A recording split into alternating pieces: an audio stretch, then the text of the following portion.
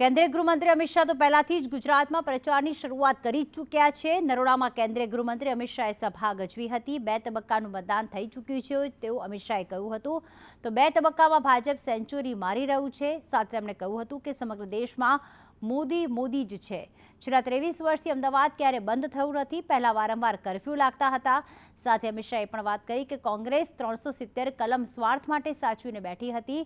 કલમ 370 હટાવવાનો કોંગ્રેસે વિરોધ કર્યો હતો।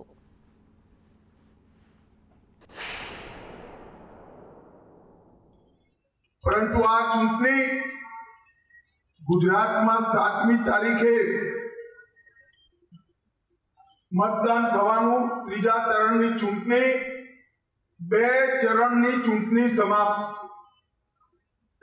હું આજે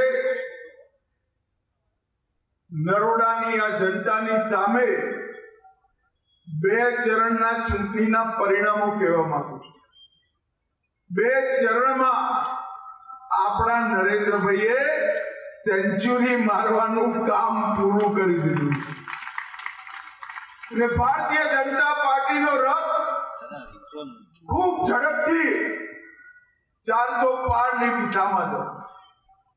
ત્રીજા ચરણમાં ગુજરાતની 25 સીટોની ચૂંટણી છે।